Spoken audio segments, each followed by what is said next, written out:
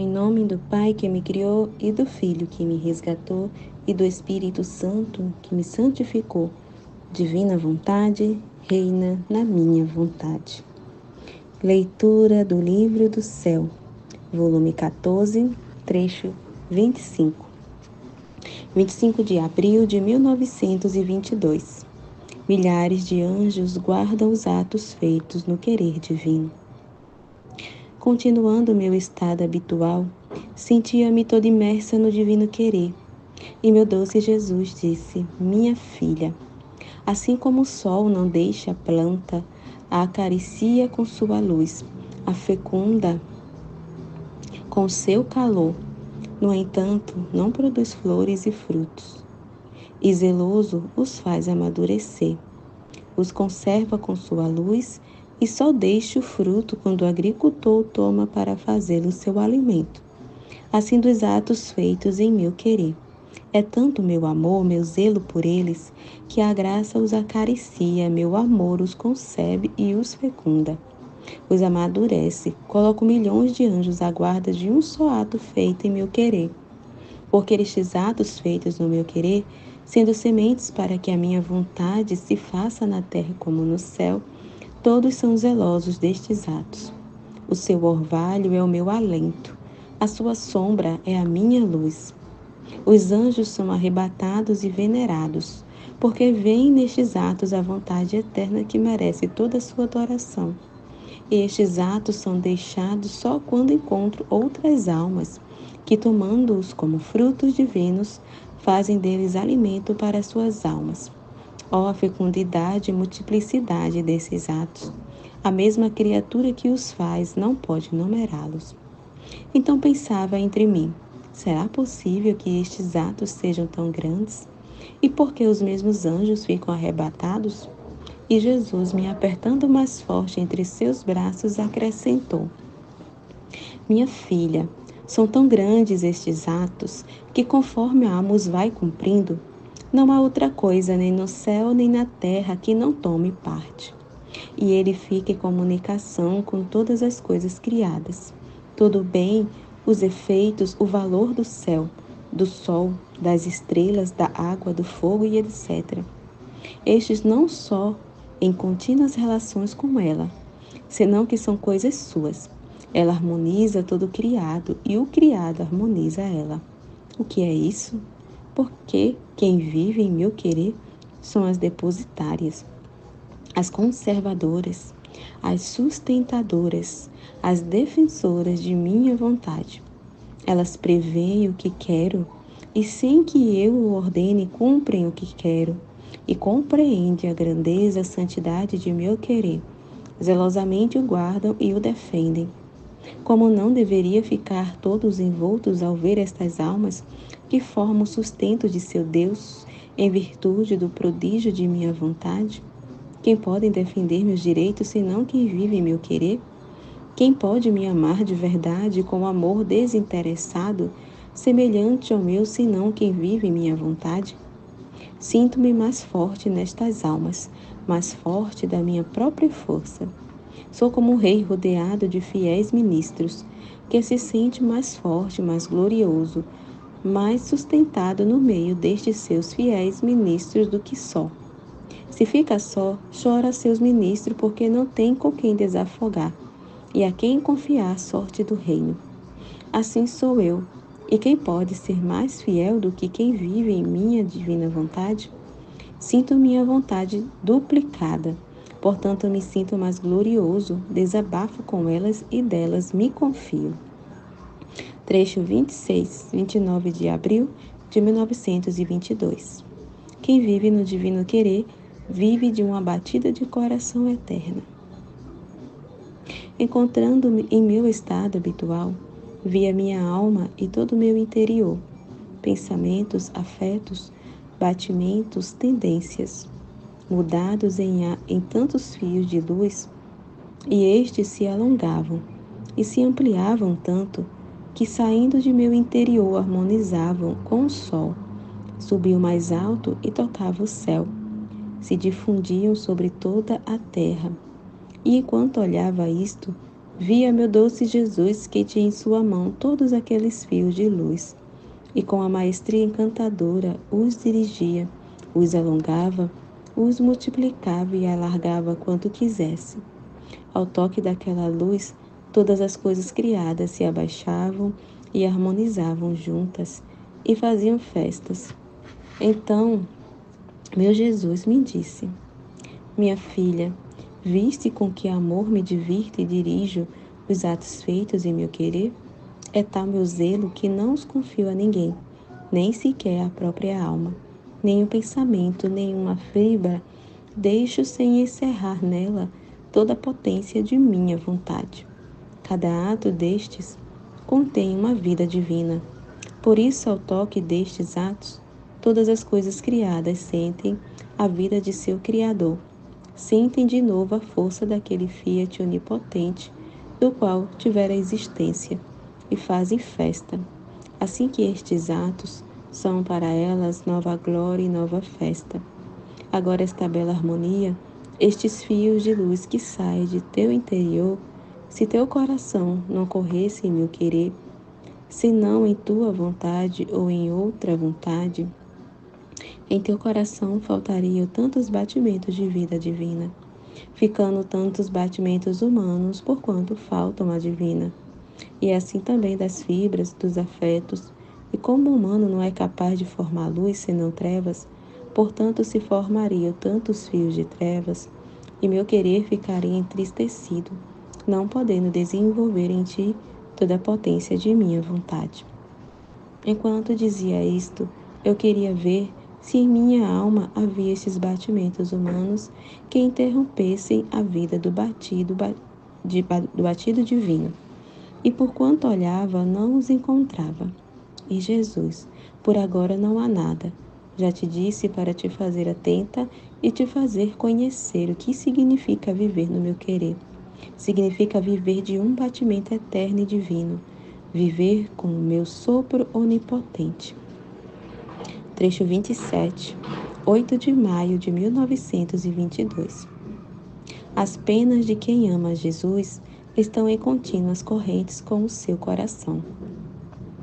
Continuando o meu habitual estado, o bendito Jesus se fazia parecer como um raio que foge. Agora fazia ver a sombra de sua luz, agora sua mão. Eu senti uma pena indescritível e ele, acariciando-me o rosto com sua mão, me disse: pobre filha, quanto sofres! E rapidamente se retirou. Então eu pensava entre mim: tantas vezes Jesus me disse que me ama tanto e que sofre muito quando me vê sofrer por causa de sua privação. Quem sabe quanto sofro agora ao me ver petrificada pela dor de sua privação? Então, para não fazê-lo sofrer tanto, quero fazer-me força a mim mesma, tratando de estar mais contente, menos oprimida, mais atenta em manter meu voo, minha atitude em sua vontade, a fim de que ele leve meu beijo não amargo, mas pacífico e contente, que não entristeça, mas o console. Enquanto eu pensava isto, saiu de dentro de mim, todo dolorido e com o coração todo ferido, e meu centro se via uma ferida da qual saiu uma chama, e me disse: minha filha, é certo que quanto mais te vejo sofrer, quando te privo de mim, tanto mais sinto eu a pena. Porque sendo tu a pena, ocasionada por minha privação, não é outra coisa que efeito do amor que tens por mim. Portanto, se tu estás amarga, oprimida, tua batida faz eco em meu coração, e sinto tua amargura e tua opressão. Ah, se soubesses quanto sofro quando te vejo sofrer por minha causa, usarias sempre esta cautela, esta atenção para não me amargar demais. São as penas de quem mais me ama as que estão em contínuas correntes com o meu coração. Olha a ferida que vês no centro do meu coração, de onde brota a chama é precisamente a tua. Mas consola-te, porque se me dá intensa dor, também me dá sumo amor. Porque fica tranquila, E eu seguirei adiante em cumprir minha justiça, mas não te deixo, voltarei frequentemente, ainda que seja como relâmpago, não deixarei de te fazer minhas pequenas visitas. Trecho 28, 12 de maio de 1922. A santidade no divino querer, não fazer nada próprio, mas fazer o que Deus faz. Estava pensando entre mim, quem sabe em que eu ofendi, que meu doce Jesus não vem segundo o seu costume? Como pode ser possível que, sem razão alguma, a bondade do seu Santíssimo Coração, que facilmente cede a quem o ama, deva resistir a tantas chamadas minhas? Agora, enquanto estas e outras coisas pensava, saiu de meu interior, cobrindo-me toda, sob o manto de brilhantíssima luz, de modo que eu não via outra coisa que luz, e me disse: minha filha, do que temes? Olha, para te fazer estar segura e bem defendida, circundei-te sob este manto de luz, a fim de que nenhuma criatura nem nada te possa fazer mal. E além disso, por que queres perder tempo com pensar que me ofendeste? Para quem vive em meu querer, o veneno da culpa não entrou. E além disso, teu Jesus te fulminaria se te visse ainda com pequenas manchas de pecados, e te colocaria fora do cerco de minha vontade. E você perderia rapidamente a atitude de obrar em meu querer. Ah, filha, a santidade em meu querer ainda não é conhecida. Cada espécie de santidade tem seu distintivo especial. Muitos, ao ouvir que venho tão frequentemente a ti, se admiram, não tendo sido meu costume fazê-lo com outras almas. A santidade, meu querer, é inseparável de mim. E para elevar a alma ao nível divino, me é necessário tê-la, ou em si mesmada com minha humanidade, ou na luz de minha divindade. De outra maneira, como poderia ter a alma a atitude de seu obrar em meu querer, se o meu agir e o seu não fossem um só? Agora a alma que vive em meu querer toma parte em todos os meus atributos, e junto comigo corre em cada ato meu, portanto deve correr comigo mesmo nos atos de justiça. Eis porque quando quero castigar-te, oculto minha humanidade, a qual é mais acessível à natureza humana. E tu, aos reflexos da minha humanidade, sentes o amor e a compaixão que tenho pelas almas, e me arrancas os flagelos com os quais quero castigá-las. Mas quando elas fazem tanto que me obrigam a castigá-las, escondendo-te minha humanidade, te elevo na luz de minha divindade, que absorvendo-te e fazendo-te feliz nela, tu não sentes os reflexos da minha humanidade. E eu, ficando livre, castigo as criaturas, assim que ou te manifesto a minha humanidade, fazendo-te convergir junto comigo aos atos de misericórdia para com as criaturas, ou absorvo-te na luz da minha divindade, fazendo-te concorrer aos atos de justiça. É sempre comigo que estás. Aliás, quando te absorvo na luz de minha divindade, é maior a graça que te faço. E tu, porque não vês minha humanidade, te lamentas de que te privo de mim, e não aprecias as graças que recebes.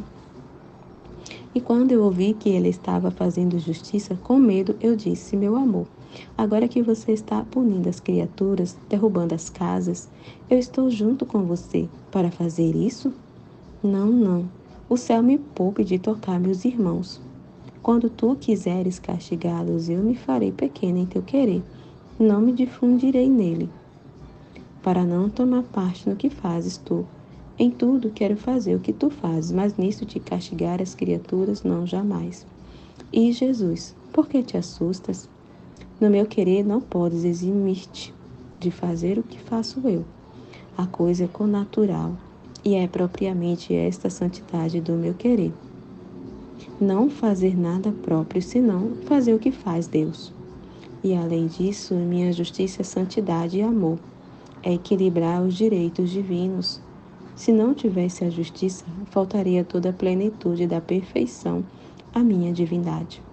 Assim que se você quer viver em meu querer e não quer tomar parte nos atos de justiça, a santidade feita em meu querer não teria seu pleno cumprimento. São duas águas fundidas juntas, em que uma está obrigada a fazer o que faz a outra. Ao contrário, se estão separadas, cada uma faz seu caminho. Assim minha vontade e a tua são as duas águas fundidas juntas, e o que faz uma deve fazer a outra. Por isso sempre na minha vontade te quero. Então me abandonei toda em sua vontade, mas senti a grande repugnância pela justiça. E meu doce Jesus, retornando, me disse: se soubesses como me pesa usar a justiça e quanto amo as criaturas. Toda a criação é para mim como o corpo à alma, como a casca ao fruto. Eu estou em contínuo ato imediato com o homem, mas as coisas criadas me ocultam, como o corpo esconde a alma. Mas se não fosse pela alma, o corpo não teria vida. Assim, se me retirasse das coisas criadas, todas ficariam sem vida. Assim que em todas as coisas criadas, eu visito ao homem, o toque lhe dou a vida. Estou escondido no fogo e o visito com o calor. Se eu não estivesse, o fogo não teria calor, seria fogo desenhado e sem vida. E enquanto eu visito o homem no fogo, ele não me reconhece nem me dá uma saudação. Estou na água e o visito com tirar-lhe a sede. Se eu não estivesse, a água não tiraria a sede, seria água morta. E enquanto eu o visito, ele me passa por diante, sem me fazer nenhuma inclinação. Estou escondido no alimento e visito ao homem com dar-lhe a substância, a força, o gosto. Se eu não estivesse, o homem tomando o alimento ficaria em jejum, não obstante ingrato. Enquanto se alimenta de mim, me volta as costas. Estou escondido no sol e o visito com minha luz quase a cada instante. Mas ingrato me corresponde com contínuas ofensas. Em todas as coisas o visito, no ar que respira, na flor que perfuma, na brisa que refresca, no trovão que cai, em tudo. Minhas visitas são inumeráveis. Vê quanto amo? E você, estando em minha vontade, está junto comigo em visitar ao homem e em dar-lhe a vida. Por isso não se assuste se alguma vez concorrer à justiça. Trecho 29. 15 de maio de 1922. Lamentos e temores de Luísa. Jesus lhe faz ver quanto a ama. Continuando o meu estado habitual, sentia-me toda oprimida pela privação do meu doce Jesus. Agora, enquanto eu rezava, eu senti como se uma pessoa estivesse atrás das minhas costas. E eu, não sabendo que era Jesus, tive um arrepio de medo. E ele estendeu o seu braço e, tomando a minha mão na sua, me disse: Luísa, não tenha medo, eu sou eu. E eu, oprimida como estava e cansada de esperá-lo, disse: Vê-se, ó Jesus, que já não me queres como antes, tiraste-me tudo até o sofrimento. Me havias ficado só tu. E frequentemente desapareces e não sei como fazer, nem onde te encontrar. Ah, é verdade, já não me amas. E Jesus, tomando aspecto digno, que fazia temer, acrescentou: Tu me ofendes ao dizer que já não te amo como antes. Põe muita atenção, pois só a suspeita de que não te amo é para mim a maior afronta. Como não te amo? Como eu não te amo? Então você tem por nada todas as graças que eu estou fazendo? Eu fiquei confusa e tremia de verdade ao ver o aspecto severo de Jesus, e no fundo de meu coração implorava perdão e piedade. E ele, tomando um aspecto mais suave, promete-me não dizê-lo mais. E para fazer-te ver que te amo, quero fazer-te sofrer, dando-te parte em minhas penas. Então, depois de ter sofrido um pouco, continuou: Agora quero te fazer ver como te amo. E fazia-me ver o seu coração batendo, e de dentro saiu imensos mares de poder, de sabedoria, de bondade, de amor, de beleza, de santidade. E no centro de cada um destes mares estava escrito: Luísa, filha da minha imensidão, filha do meu poder, filha da minha sabedoria, filha da minha bondade, filha do meu amor, filha da minha beleza, filha da minha santidade. Quanto mais eu via, mais confusa ficava. E Jesus continuou: Viste quanto te amo? E como não só no meu coração, mas em todos os meus atributos tenho escrito teu nome. E este teu nome escrito em mim faz abrir sempre novas correntes de graça, de luz, de amor e etc. para ti, e ainda assim você diz que eu não te amo? Como você pode sequer suspeitar disso? Só Jesus sabe como fiquei esmagada, pensando que havia ofendido a meu Jesus. E além disso, em sua presença. Ó Deus, que pena, como é feia a culpa. Trecho 30. 19 de maio de 1922. O divino querer no céu é felicitante. Na terra é obrante e multiplica sua vida, seus bens no ato da criatura. Continuando o meu habitual estado, meu sempre amável Jesus se fazia ver dentro de meu interior, no qual, abrindo-se uma como portinha, apoiava seus braços e espreitava sua cabeça para ver o que faziam as outras criaturas. Eu olhava junto com Jesus, mas quem pode dizer os males que se viam, as ofensas que se faziam e os castigos que choverão? Era horrível esta visão tão dolorosa, e também via nosso pobre país atingido pelo flagelo divino. Então eu vendo que Jesus olhava com uma ternura de amor e de dor, enquanto dias antes me tinha sido impossível fazê-lo dirigir seu rosto e seu olhar para as criaturas, disse-lhe: Meu amor e minha vida, olha quanto sofrem nossos queridos irmãos. Não queres ter piedade? Com tanta vontade sofreria tudo para que eles fossem perdoados. Olha, isto é um dever que me impõe o estado de vítima. A tua imitação. Não sofreste tudo por nós? E como queres que eu não sofra para os livrar dos castigos e que não te imite enquanto tu sofrestes tanto? E Jesus, interrompendo o meu discurso, disse-me: Ah, minha filha, chegou a tanto o homem que não posso olhá-lo senão com horror. E se o olho é só e se o olho é só de dentro de ti, porque encontrando em ti todas as ternuras de minha humanidade e minhas orações, sinto-me movida a olhá-lo com compaixão, e por amor teu preservarei suas vidas. O homem tem necessidade de purificações fortes, de outra maneira não se desengana, e por isso atropelarei tudo para renovar tudo. Farei coisas imprevistas, castigos novos dos quais o homem não poderá encontrar a causa. E isto para confundi-lo. Mas tu não temas, por amor teu diminuirei alguma coisa. Sinto em ti como senti em minha humanidade a corrente das comunicações com todas as criaturas. E por isto me é duro não te dar e não te contentar em nada. Mais tarde encontrei-me fora de mim mesma, no ponto altíssimo, e encontrei a minha Mãe Celestial, o nosso arcebispo defunto, os meus pais e o meu doce Jesus nos braços do bispo, que assim que me viu o pôs nos meus braços, dizendo: Toma, minha filha, e dar-lhe um beijo. E Jesus fazia festa nos meus braços e disse: Filha amadíssima do meu querer, quero renovar o vínculo do grande dom de te fazer viver no meu querer. E por isso quis presentes como testemunhas a minha amada mãe, o bispo que tomou parte em tua direção quando esteve na terra, e as teus pais, a fim de que tu fiques majoritariamente confirmada em minha vontade, e recebas toda a corrente e os bens que minha vontade contém, e eles sejam os primeiros a receber a glória do obrar, do viver em meu querer.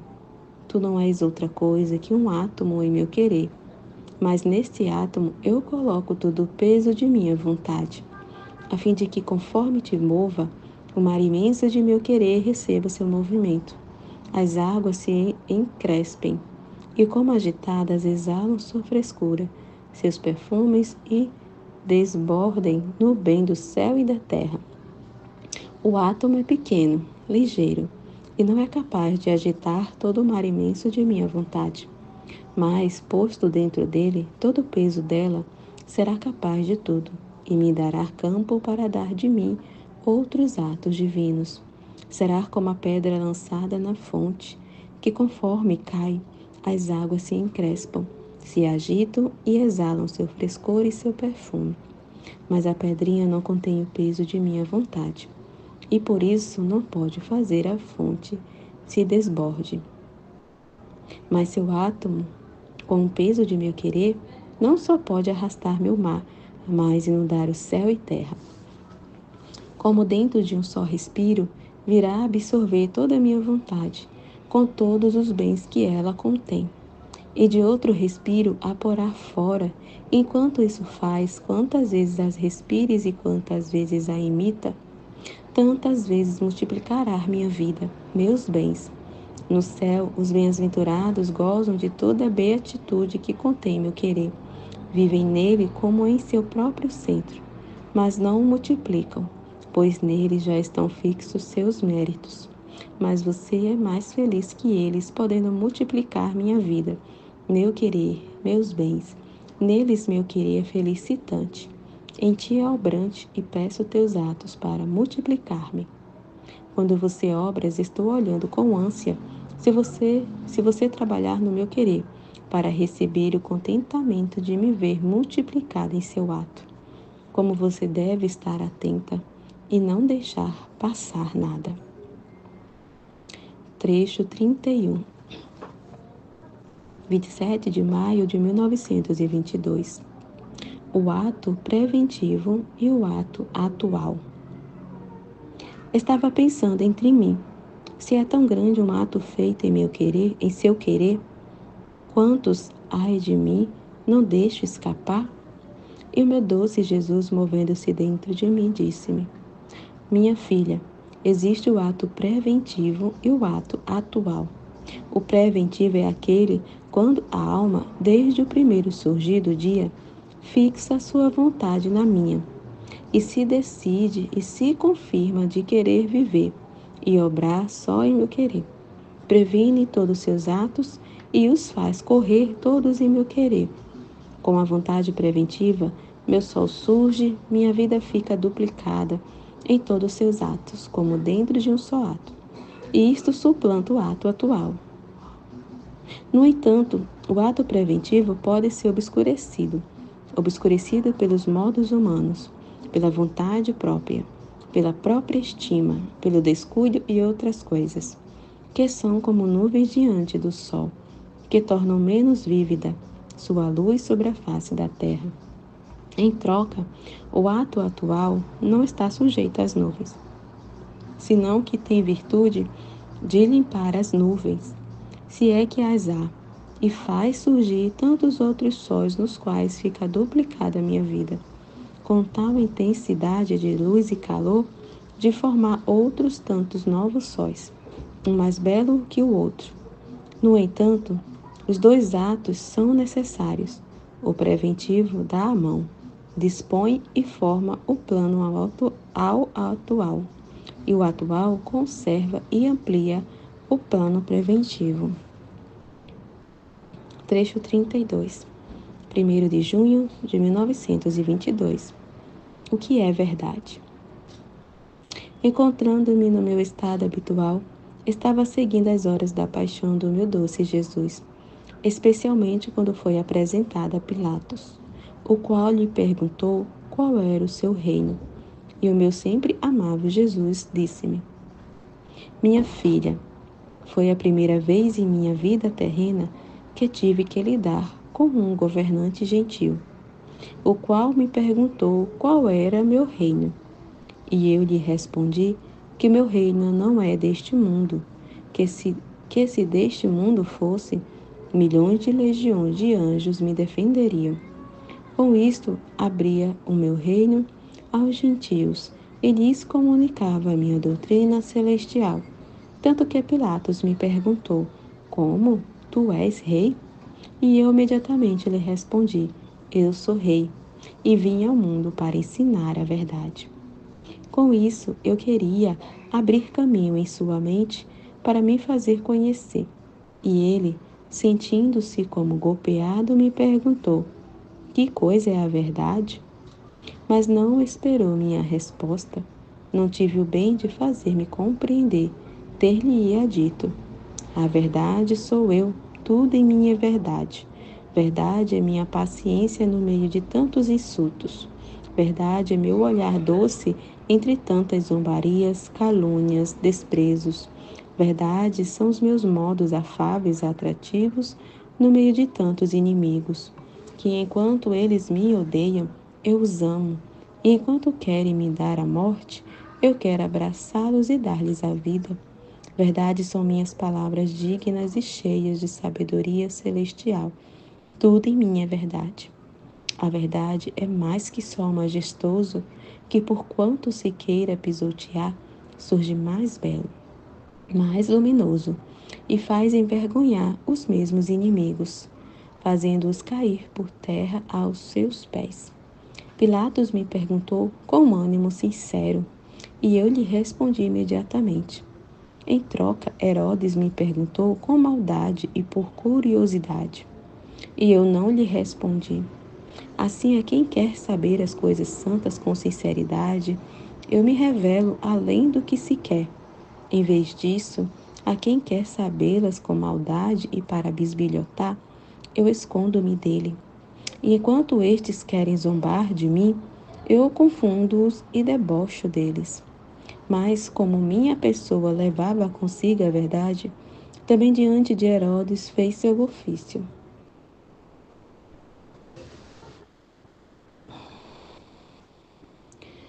Meu silêncio, ante suas tempestuosas perguntas, meu olhar modesto, o aspecto todo cheio de doçura, de dignidade, de nobreza de minha mesma pessoa, eram todas verdades e verdades operantes.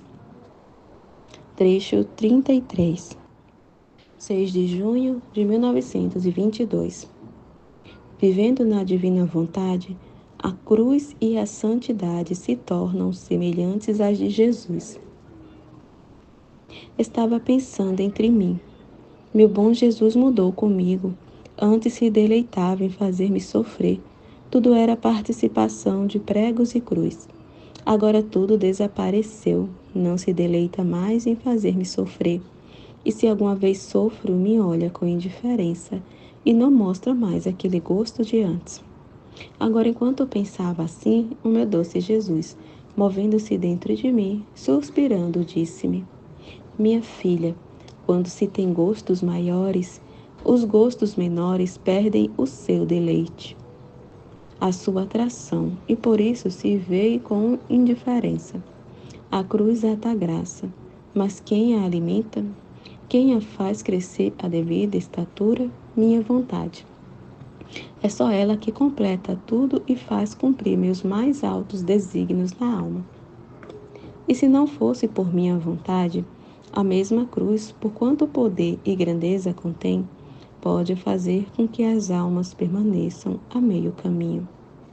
Oh, quantos sofrem! Mas, como lhes falta o alimento contínuo da minha vontade, não chegam à meta, a destruição do querer humano. E o querer divino não pode dar o último toque, a última pincelada da santidade divina. Olha, tu dizes que desapareceram pregos e cruz. Falsa filha, minha falsa. Antes tua cruz era pequena, incompleta. Agora minha vontade, elevando-te nela, faz que tua cruz seja grande. E cada ato que fazes em meu querer é um prego que recebe teu querer. E vivendo em minha vontade, a tua se estende tanto que te difundes em cada criatura, e me dar por cada uma a vida que lhes dei, para desenvolver-me a honra, a glória, a finalidade para as quais as criei. Olha, a tua cruz estende-se não só por ti, mas por cada uma das criaturas. Assim que por toda parte veja tua cruz. Primeiro via só em ti, agora vejo-a por toda parte. Fundiste em minha vontade sem nenhum interesse pessoal, senão só para dar-me o que todos deveriam dar-me, e para dar a todos o bem que meu querer contém, é só da vida divina, não da humana. Assim que só minha vontade é que forma esta santidade divina na alma.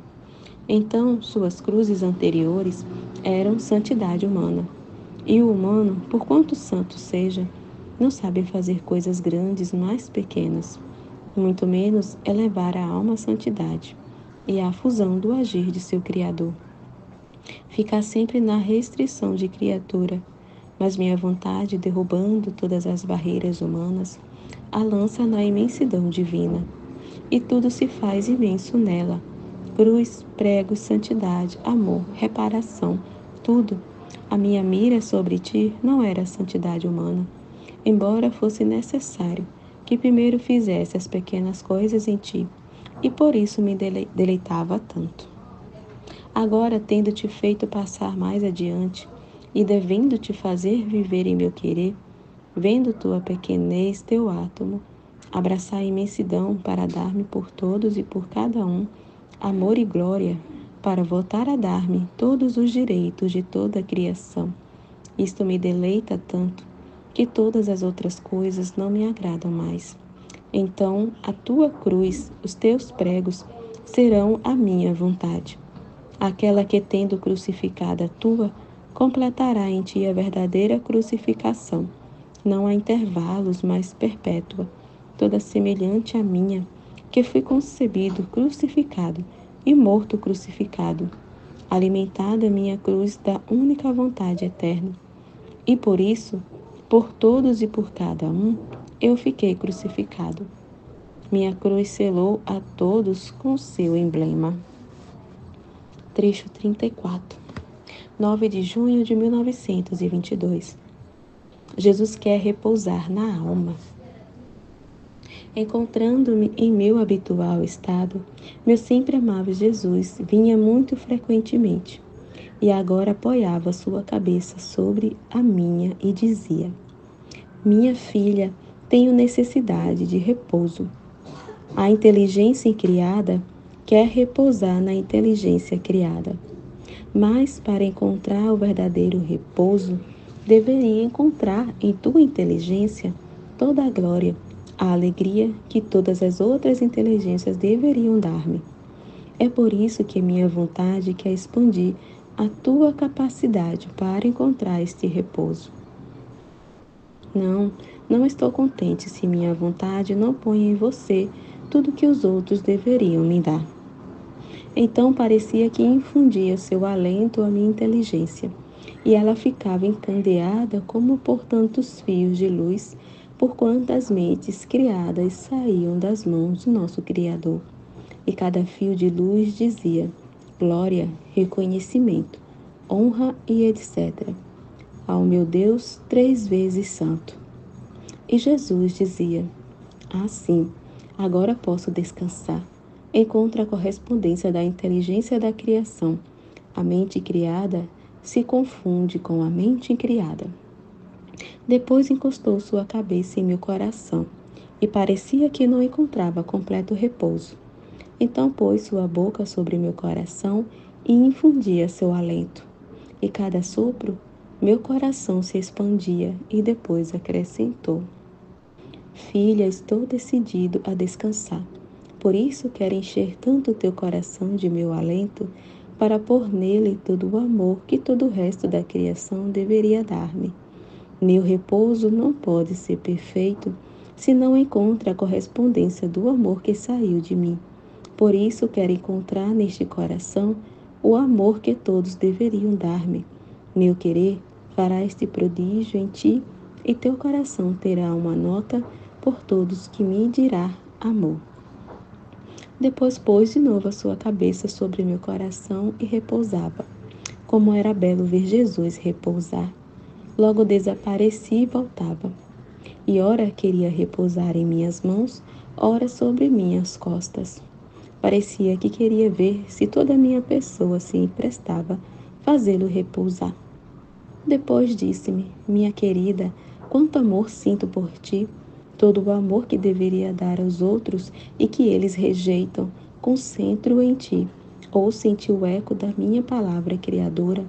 Façamos o homem a nossa imagem e semelhança, e veja seu cumprimento. Ah, só o nosso querer fará com que o homem regresse à sua primeira origem. O nosso querer porá todas as impressões divinas no querer humano e, envolvendo um querer no outro, o levará sobre as suas asas aos braços do seu Criador.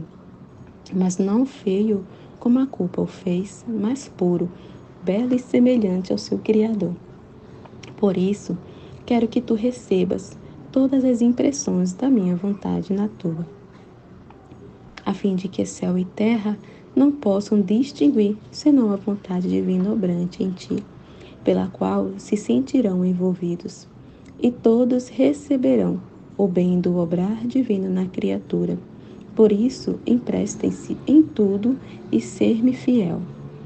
Depois disso, ele voltou de novo, mas todo aflito, e me disse: eu fico aflito com o que pensam de mim, que sou severo e que faço mais uso da justiça que da misericórdia. Estão comigo como se por qualquer coisa eu deveria castigá-los. Oh, quão desonrado me sinto por eles, porque isto os leva a estar a certa distância de mim, e quem estar distante não pode receber toda a fusão do meu amor. E enquanto são eles que não me amam, pensam de mim que sou severo e quase um ser que infunde temor. Enquanto que só de dar uma olhada em minha vida, podem ver que só um ato de justiça fiz, que foi para defender a casa de meu pai. Tomei cordas em minhas mãos e golpeei à direita e à esquerda, para lançar aos profanadores, mas todo o resto foi toda misericórdia. Misericórdia minha concepção, meu nascimento, minhas palavras, minhas obras, meus passos, meu sangue derramado, minhas penas, tudo era em meu amor misericordioso. No entanto, me temem, enquanto deveriam temer mais deles mesmos do que de mim. Verdade, meu Deus. Trecho 35. 11 de junho de 1922. A vida natural simboliza a vida espiritual. Estava pensando entre mim. Como será que também a vida espiritual sofre tantas mudanças, enquanto se estar convencido de que este deve ser meu caminho, quando menos se pensa, já se saltou ao outro lado, sofrendo quem sabe quantos rasgos dolorosos que fazem sangrar o coração. Pode-se dizer que pelas tantas mudanças que se sofre, é um contínuo martírio. Então meu doce Jesus, movendo-se de dentro de mim, me disse: minha filha, é verdade que a vida espiritual deve ser um contínuo martírio, porque deve ser semelhante ao primeiro e maior dos mártires, o qual fui eu. E se não for assim, não se pode dar verdadeiro nome de vida espiritual, senão larva e sombra dela. Além disso, é necessário que sofra várias mudanças, e isto é para fazê-la chegar à devida estatura e para torná-la nobre, bela e perfeita. Se a mesma natureza humana, menos importante, sofre quem sabe quantas mudanças para fazê-la chegar à devida estatura, muito mais a vida espiritual, que é mais importante e superior à vida natural. Aliás, a vida natural simboliza a vida espiritual. Observa um pouco quantas mudanças sofre a vida natural. Ela é concebida dentro do seio materno e está ali por 9 meses, para formar bem o corpinho. E quando está formado, é obrigada a sair. E se quisesse continuar dentro, morreria, porque sem espaço para crescer, sufocaria, arriscando a vida e da mãe. Agora, se esta concepção se formasse fora de um seio materno, quem deveria emprestar o sangue, o calor para formar o corpinho? E além disso, sendo os membros terníssimos, o ar mesmo mataria. Então, quanta cautela não se necessita para o recém-nascido? O calor, o frio, a mesma estreiteza do ventre materno lhe podem ser de morte. Eis porque de fraldas, berço, leite, se quisesse dar outro alimento, o pequeno não saberia como mastigá-lo. Assim se poria em perigo a sua vida. Mas depois chega o tempo em que se faz capaz de tomar outro alimento, de tirar as fraldas e se aprende a dar os primeiros passos. Olhe, não estamos mais que na infância e já sofreu 3 mudanças.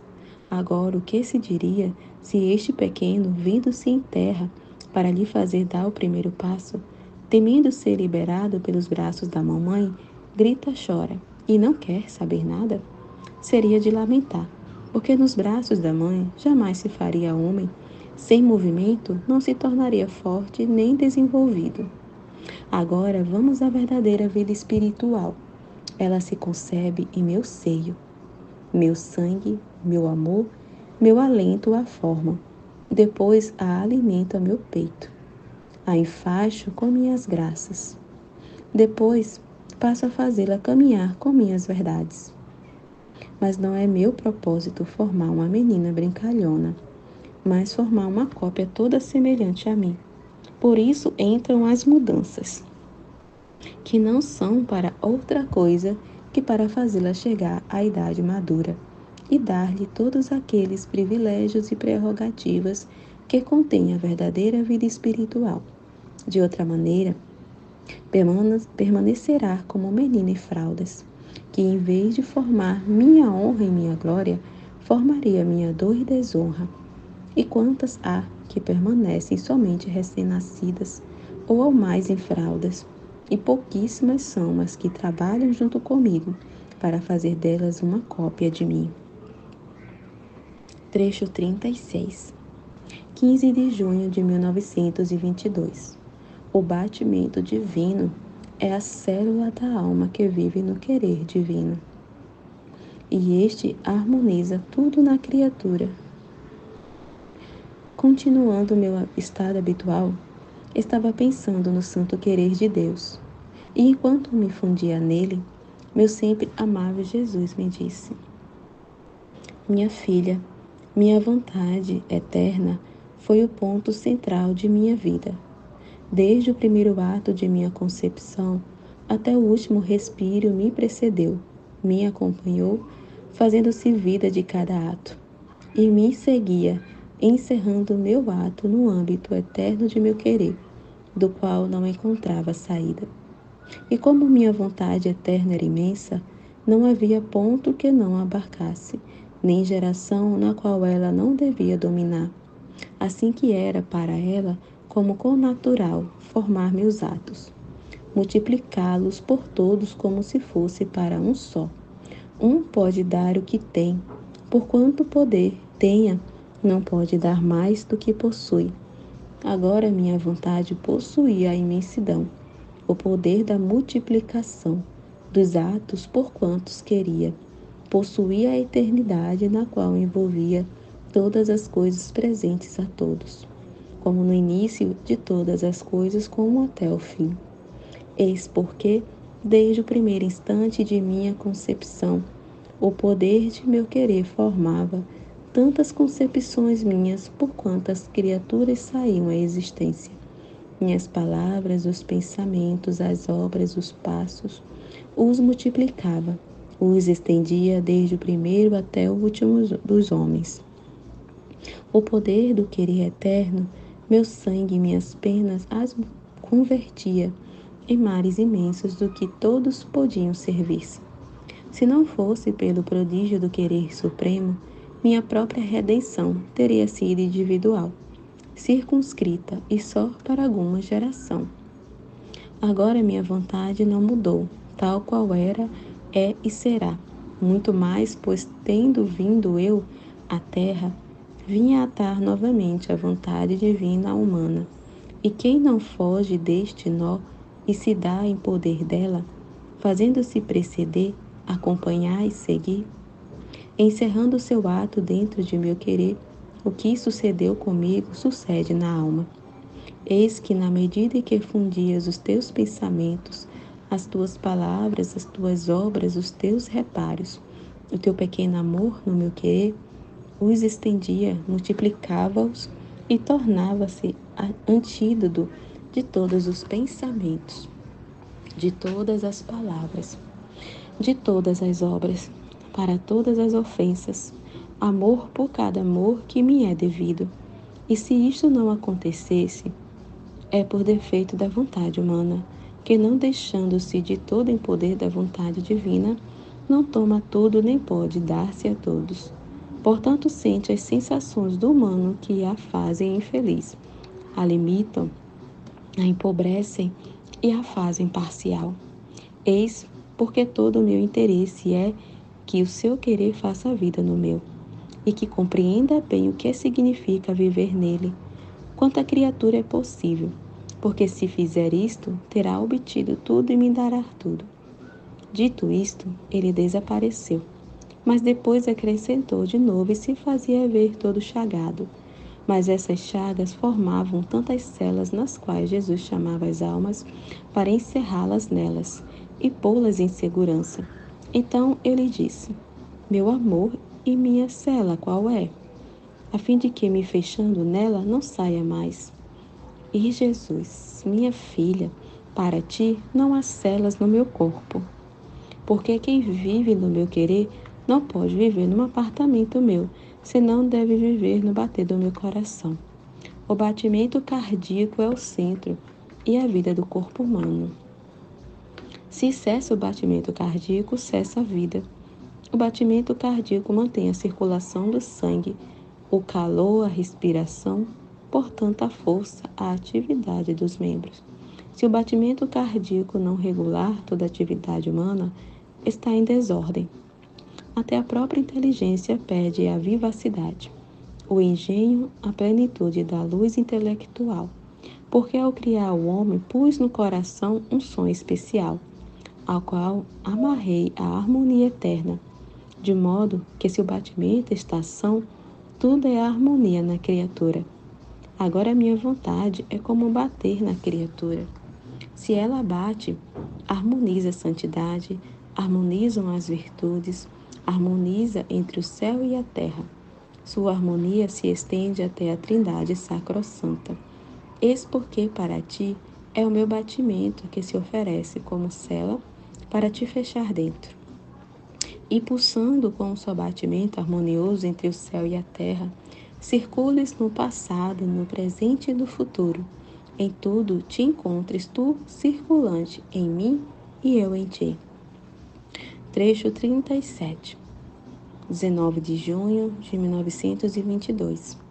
Cada vez que a alma trabalha no divino querer, dá campo a Jesus, para pôr fora novas bem-aventuranças e novos contentamentos.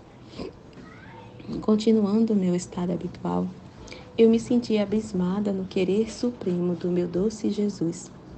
Parecia que cada pequeno ato meu feito no divino querer fazia sair novos contentos desde dentro da majestade divina.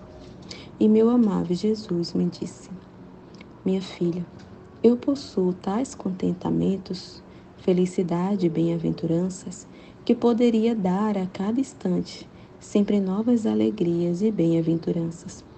Assim que cada vez que a alma atua em meu querer, me dá o campo para fazer sair novas bem-aventuranças e novos contentamentos que eu possuo. E como o meu querer é imenso e invade a todos e a tudo, assim conforme sai, corre sobre a alma que está operando em meu querer, como causa primária de que minhas bem-aventuranças são postas fora, e depois circula em todos, no céu e na terra. Então, por quantas vezes você trabalha em meu querer, quantas bem-aventuranças e alegrias demais me faz por fora. E eu sinto o prazer de participar das alegrias que possuo. Minha vontade quer fazer sair o que possui, mas vai buscando quem lhe dê a ocasião, quem esteja disposto a recebê-lo, quem prepare um lugar em sua alma onde pôr estes meus novos contentamentos. Agora a alma, com querer fazer minha vontade, abre as portas de meu querer e, esvaziando de seu querer, me prepara um lugarzinho onde pôr meus bens. E entrando a obrar em minha vontade, me dá a ocasião de fazer sair de mim novas bem-aventuranças. Por isso espero ansiosamente que a alma venha a obrar em meu querer eterno, para fazer sair de mim uma nova alegria e fazer-me conhecer que sou aquele Deus que não me canso jamais e que sempre tenho que dar a quem faz minha vontade. Trecho 38, 23 de junho de 1922. As verdades são mais que sóis. Quem não está vazio de tudo de seu querer, não pode ter certo conhecimento do querer divino. Estava pensando entre mim. Jesus diz tantas coisas de seu santíssimo querer, mas parece que não é compreendido, e mesmo os próprios confessores parecem duvidosos. E diante de uma luz tão imensa, não ficam nem iluminados, nem movidos a amar a um querer tão amável. Agora, enquanto isso eu pensava, meu sempre amável Jesus, colocando o braço no meu pescoço, me disse: minha filha, não te admires por isto. Quem não está vazio de tudo do seu querer, não pode ter certo conhecimento do meu, porque o querer humano forma as nuvens entre o meu querer e o teu, e impede o conhecimento do valor e efeitos que o meu contém. Mas apesar disso, não pode dizer que não é luz. Olhe, nem as coisas que se veem aqui na terra são compreendidas pelo homem. Quem pode dizer como fiz para criar o sol? Quanta luz e calor contém? No entanto, o veem, goza de seus efeitos, todo dia está com eles. Seu calor e luz os seguem por todos os lados. E com tudo isso, nem sabem, nem pode dizer sua altura, a luz e o calor que possui. E se alguém quiser se elevar para conhecer isto, a luz o eclipsaria e o calor o queimaria. Assim que o homem está obrigado a ter os olhos baixos e se alegrar com a luz sem poder investigá-lo, e contentar-se em dizer é sol. Então, se isto acontece com o sol, que se vê e que eu criei para o bem natural do homem, muito mais com as verdades que contém. Ó, quanto mais luz e calor do que o próprio sol, especialmente as verdades que se referem à minha vontade, que contém efeitos, bens e valor eternos. Quem pode medir tudo o que ela contém? Seria querer eclipsar-se, seria melhor baixar a testa e alegrar-se à luz que leva a minha verdade. Amá-la e fazer sua aquela pequena luz que a inteligência humana compreende e não fazer que, porque não compreendem toda a plenitude da luz, assim que o sol não compreendido se alegra de sua luz, por quanto mais se pode. Serve-se dela para operar, para caminhar, para olhar, e como se suspira o dia, para que a luz lhes faça companhia e viva com eles. Além disso, minhas verdades, que são mais que luz, que fazem despontar o sol do dia nas mentes humanas, não são tomadas em conta, nem amadas, nem suspiradas, e se tem como nada que dor. Mas eu, quando vejo que eles põem de lado as minhas verdades, eu os ponho de lado e faço o curso das minhas verdades com as almas que as amam e suspiram por elas, e servem-se da luz delas para modelar suas vidas e fazer com elas uma só coisa. Você acha que eu te disse tudo sobre as verdades, os efeitos e o valor que a minha verdade contém? Oh, quantos outros sóis devo fazer surgir? Não te surpreenda se não compreendes tudo. Aceita-te conviver de sua luz e isso me basta. Trecho 39, 26 de junho de 1922. O isolamento e a solidão de Jesus no meio das criaturas. Continuando o meu habitual estado, meu sempre amado Jesus veio e, como há alguns dias, eu me encontrava como amarrada, tanto que me sentia impotente mesmo para me mover, e me disse tomando minhas mãos nas suas: minha filha, deixe que eu te desamarre. E pondo-se ao meu lado, pôs os meus braços sobre os seus ombros, dizendo-me: agora estás livre, oferece-me a ti, pois vim para te fazer companhia e para receber a tua. Olha, eu sou o Deus isolado pelas criaturas, vivo no meio delas, sou vida de cada um de seus atos e me tenho como se não existisse com elas. Oh, como chora minha solidão! Tocou-me a mesma sorte do sol, que enquanto ele vive com sua luz e calor no meio de todos, não há fecundidade que dele não venha. Com o seu calor purifica a terra de tantas imundícias. Seus bens são incalculáveis e com magnanimidade os faz descer sobre todos. Mas ele no alto vive sempre sozinho. E o homem grato não lhe dá jamais um obrigado, um testemunho de agradecimento. Assim estou eu, sozinho, sempre sozinho. Enquanto estando no meio deles, sou luz de cada pensamento, som de cada palavra, movimento de cada obra, passo de cada pé, batimento de cada coração. E o homem grato me deixa só, não me diz um obrigado, um te amo. Fico isolado na inteligência, porque da luz que lhes dou se servem para eles, e talvez para me ofenderem. Fico isolado nas palavras, porque o som que fazem muitas vezes serve para me blasfemar. Fico isolado nas suas obras, das quais se servem para me matar, nos passos no coração, só atentos a desobedecer-me e a amar o que a mim não pertence. Oh, como me pesa esta solidão! Mas meu amor, minha magnanimidade são tão grandes que mais que sol continuo meu curso. E em meu curso vou investigando se alguém quer me fazer companhia em tanta solidão. E encontrando, com ele formo minha companhia perene e o abundo de todas minhas graças. Eis porque vim a você. Estava cansado de tanta solidão. Não me deixes jamais só, minha filha. Trecho 40. 6 de julho de 1922. Bênção de Jesus a sua mãe. Quem vive na divina vontade é depositária da vida sacramental de Jesus. Estava pensando e acompanhando Jesus na hora da paixão, quando foi diante da Divina Mãe pedir sua santa bênção. E meu docíssimo Jesus em meu íntimo me disse: minha filha, antes da minha paixão, quis abençoar minha mãe e ser abençoado por ela. Mas não foi só a minha mãe que abençoei, mas todas as criaturas, não só animadas, mas também inanimadas. Vi as criaturas débeis, cobertas de chagas, pobres.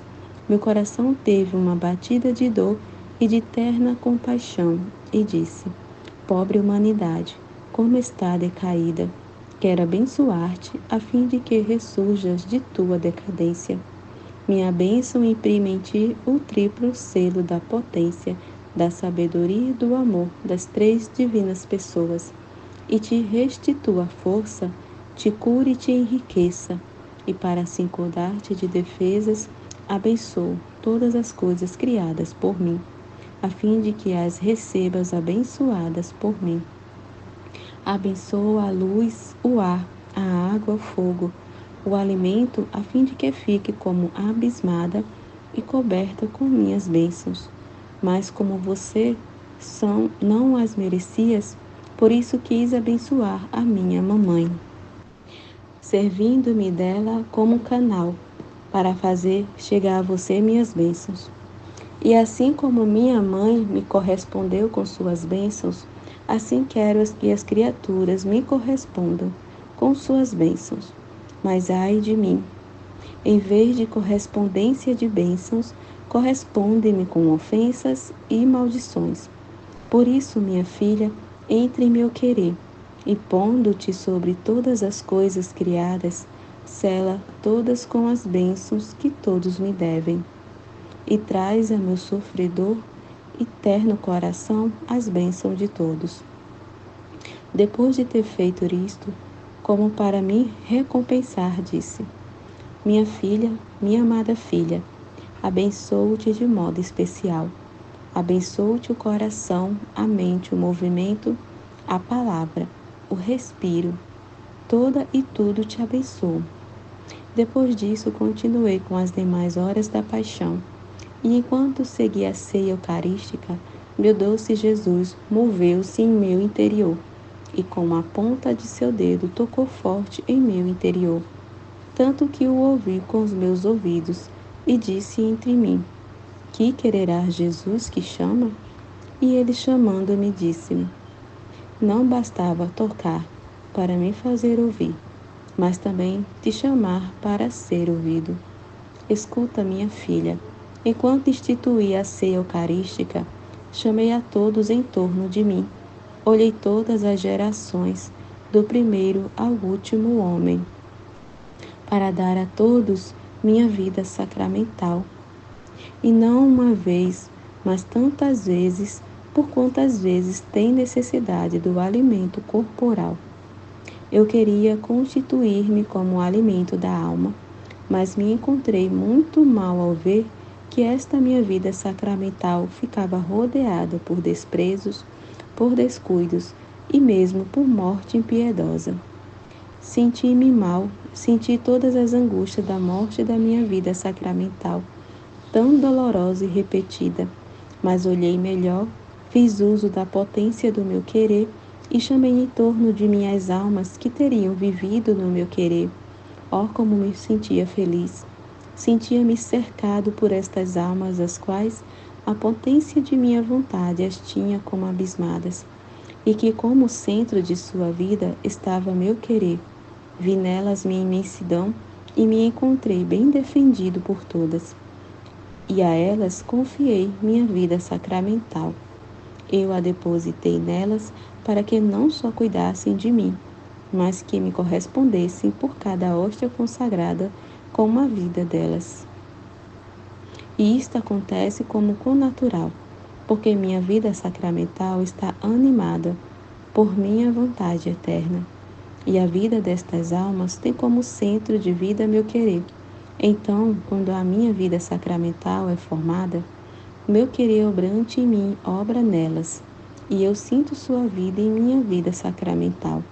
Multiplicam-se comigo em cada uma das hóstias, e eu sinto que me dão vida por vida.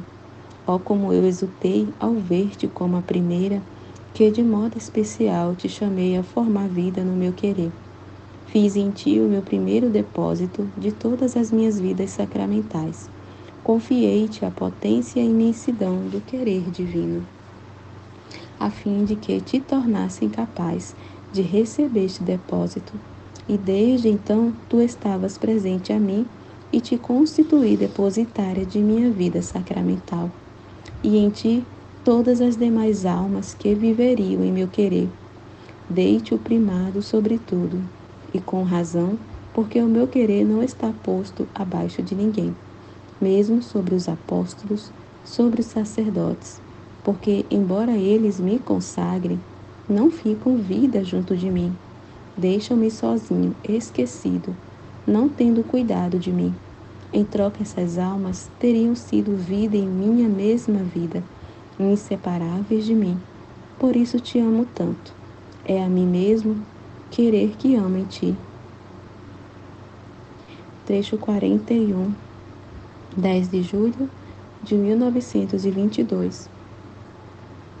Viver no divino querer é repetir a vida real de Jesus, não somente na alma, mas também no corpo. Continuando o meu estado habitual, senti o meu Jesus sempre gentil dentro de mim, mas tão real que ora sentia que me apertava tão forte o coração que me fazia sofrer. Ora estreitava os seus braços ao meu pescoço e sufocava-me. Ora sentava-se sobre o meu coração, tomando um ar imperante e de mando, e eu me sentia como aniquilar, e logo ressurgia a nova vida sob seu mandato. Mas quem pode dizer o que ele fazia em meu interior e o que eu sentia? Acho que é melhor ficar em silêncio. Então, enquanto sentia sua presença real em meu interior, me dizia: minha filha, eleve-se, eleve-se mais tanto de chegar ao seio da divindade. Entre as divinas pessoas será a sua vida. Olha, para te fazer chegar a isto, formei minha vida em ti, encerrei meu querer eterno no que tu fazes, e aí corre em modo maravilhoso e surpreendente. Meu querer está obrante em ti em continuo ato imediato. Agora, depois de ter formado a minha vida em ti, com o meu querer que opera em ti, em teus atos, o teu querer ficou impregnado, transfundido no meu, de modo que meu querer tem uma vida sobre a terra. Agora é necessário que te eleves e leves contigo minha vida, meu querer, a fim de que meu querer da terra e do céu se fundam juntos, e tu faças vidas por algum tempo no seio da divindade, onde teu querer será obrante no meu, para poder expandir por quantas criaturas seja capaz. Depois descerás de novo sobre a terra, levando à potência os prodígios de meu querer, pelos quais as criaturas serão sacudidas. Abrirão os olhos e muitos conhecerão o que significa viver em meu querer, viver à semelhança de seu Criador. Isto será o princípio de que meu reino venha sobre a terra e que meu querer tenha seu último cumprimento. Você acha que não tem nada a ver com viver no meu querer? Não há coisa que o iguale, nem santidade que o iguale. É a vida real, não fantástica como algum pode imaginar. E esta minha vida está não só na alma, mas também no corpo. Mas você sabe como é formada esta minha vida? Meu querer eterno é o da alma, e meu bater, pulsando em seu coração, forma minha concepção. Seu amor, suas penas e todos os seus atos feitos em meu querer formam minha humanidade e me fazem crescer tanto que não posso me manter escondido, nem ela pode fazer menos que me sentir. Você não me sente viva em seu interior? Por isso te disse que a santidade do viver em meu querer não há nada que a iguale. Todas as outras santidades serão as pequenas luzes, e ela será o grande sol transfundido em seu Criador. Agora, por obedecer e com grande repugnância digo, como sinto a Jesus em meu interior. Sinto-o no lugar de meu coração, quase em modo visível.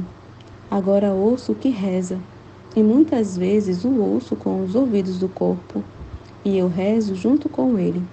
Ora que sofre e me faz sentir seu respiro entrecortado, afanoso, e o sinto em meu respiro, tanto que estou obrigada a me afanar junto com ele.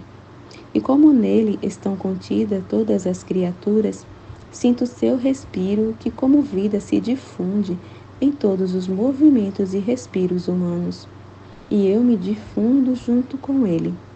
Ora o sinto gemer, agonizar, ora o sinto mover os braços e o estende nos meus, ora que dorme, ficando em meu interior um profundo silêncio. Mas quem pode dizer tudo? Só Jesus pode dizer o que faz em mim, porque eu não tenho palavras suficientes para o manifestar. Eu só fiz isso para obedecer, com o máximo rasgo de minha alma, e por temor de que meu Jesus pudesse desgostar-se, porque ele me tolera sempre que a obediência não me mande. Mas se a obediência manda, só me resta fiat. De outra maneira me aniquilaria.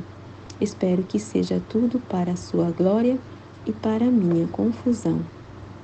Amém, fiat.